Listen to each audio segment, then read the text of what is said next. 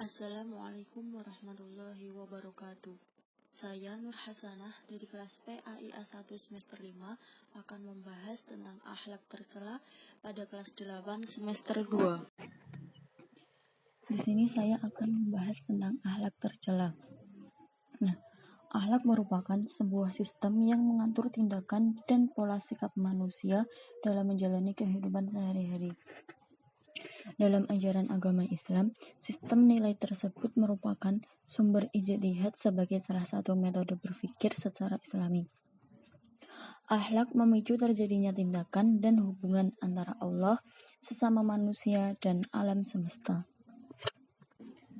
Menurut Imam Al-Ghazali, akhlak merupakan salah satu sifat yang tertanam dalam jiwa manusia yang dapat menimbulkan suatu perbuatan yang mudah dilakukan tanpa adanya pertimbangan pemikiran lagi.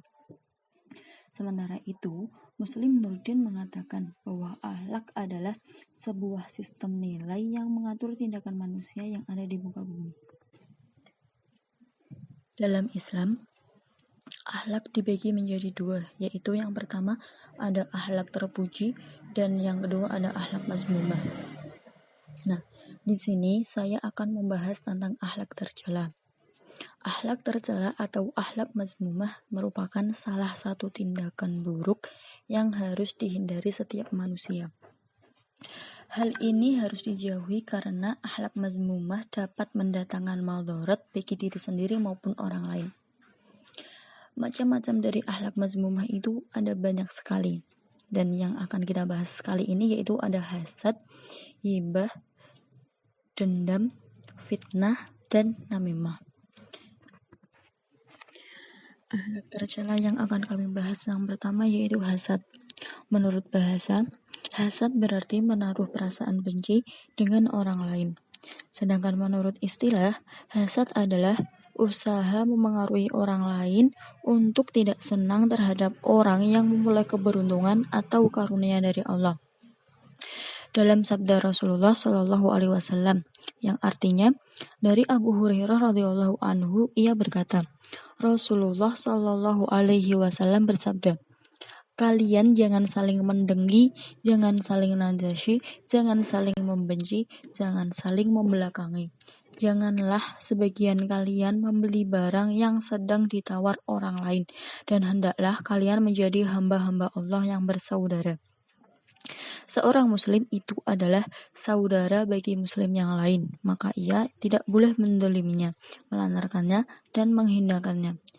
Takwa itu di sini. Beliau memberi isyarat ke dadanya 3 kali. Cukuplah keburukan bagi seseorang jika ia menghina saudaranya yang muslim. Setiap orang muslim haram darahnya, hartanya, dan kehormatannya atas muslim lainnya. Orang yang bersifat dengki hanya akan memperoleh celaan, hinaan, dan kesusahan. Bahkan para malaikat melaknat orang yang memiliki sifat dengki. Sifat hasad dan dengki dapat ditimbulkan oleh beberapa sebab, yaitu yang pertama yaitu tidak bersyukur terhadap nikmat yang diberikan oleh Allah, merasa kurang dan tidak puas terhadap nikmat yang dia terima. Kemudian yang kedua adanya perasaan tidak senang kepada orang lain. Adanya perasaan tinggi hati, tidak senang jika ada orang yang melebihi atau lebih baik darinya. Selanjutnya yaitu dendam. Secara istilah, dendam adalah perasaan ingin membalas karena sakit hati yang timbul sebab permusuhan dan terus mencari kesempatan untuk melampiaskan sakit hatinya. Ketika melihat musuh atau lawannya celaka, maka ia akan merasa puas. Dalam sabda Rasulullah Shallallahu Alaihi Wasallam, yang artinya orang yang paling dibenci oleh Allah adalah orang yang paling pendendam. Hadis riwayat Bukhari dan Muslim. Akhlak tercela selanjutnya yaitu hibah. Secara bahasa, hibah berarti menggunjing, sedangkan secara istilah, hibah adalah membicarakan hal-hal yang tidak disenangi oleh orang yang digunjingkan dengan tujuan mencemarkan nama baik. Dalam hadis Rasulullah Shallallahu Alaihi Wasallam bersabda yang artinya hibah ialah apabila engkau menyebutkan perihal saudaramu dengan sesuatu yang tidak disukai olehnya. Hadis riwayat Muslim. Nah, sebab-sebab timbulnya hibah yaitu ingin menghilangkan perasaan marah. Nah, jika telah terlampiaskan, marahnya pun puas. Dalam firman Allah disebutkan dalam surah Al-Hujurat ayat 12 yang artinya, wahai orang-orang yang beriman, jauhilah banyak prasangka. Sesungguhnya prasangka itu dosa. Dan janganlah kamu mencari-cari kesalahan orang. Janganlah ada di antara kamu yang menggunjing sebagian yang lain. Apakah ada di antara kamu yang suka memakan daging saudaranya yang sudah mati? Tentu kamu akan merasa jijik. Dan bertakwalah kepada Allah. Sesungguhnya Allah penerima taubat lagi maha penyayang. Quran Surah Al-Hujurat ayat 12. Kemudian fitnah. Fitnah merupakan perkataan bohong yang disebarkan kepada orang lain dengan tujuan untuk menghancurkan nama baik.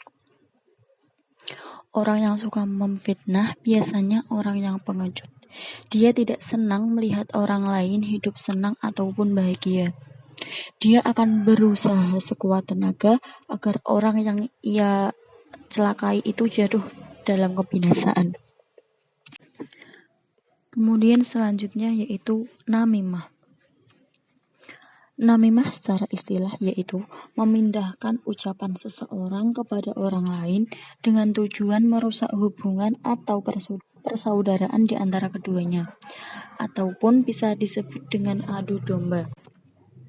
Namimah pada hakikatnya adalah menyampaikan atau menceritakan rahasia orang lain sehingga merusak nama baik orang lain tersebut. Tentu saja, orang yang diceritakan itu merasa tidak senang dan dapat menimbulkan permusuhan. Namimah merupakan akhlak tercela yang dilarang dalam agama sesuai dengan firman Allah dalam Quran Surah Al-Qalam ayat 10 dan 11 yang artinya, dan janganlah kamu ikuti setiap orang yang banyak bersumpah lagi hina, yang banyak mencela, yang kian kemari menghambur fitnah. Kemudian dalam Quran Surah Al-Humayyah ayat 1 yang artinya, celakalah bagi setiap pengumat lagi pencela. Negatif dari hasad yaitu mendapat dosa dari Allah. Mereka yang hasad hatinya tak akan pernah tenang. Perilaku hasad bisa menciderai kehormatan orang lain. Kemudian hasad memunculkan kebencian dan permusuhan. Lalu bagaimana kita menghindari dari sifat hasad? Nah, ada beberapa cara untuk menghindari sifat hasad, yaitu selalu mengingat kebesaran Allah, banyak beribadah, pelihara sifat rendah hati, kemudian menumbuhkan rasa saling menghormati. Kemudian dampak negatif dari sifat dendam, yaitu menimbulkan sifat serta tingkah laku yang hina, menimbulkan permusuhan, tidak disenangi oleh orang banyak, dan menghilangkan semua amal baik yang telah dilakukan.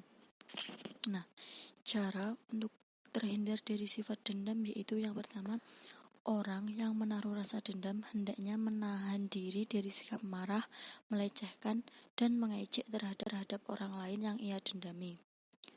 Cara lain yaitu kita hendaknya bersikap ramah, ceria, dan sopan terhadap siapa saja. Kemudian kita hendaknya berusaha untuk bekerja sama dan memerangi hawa nafsu. Kemudian selanjutnya yaitu dampak negatif dari hibah.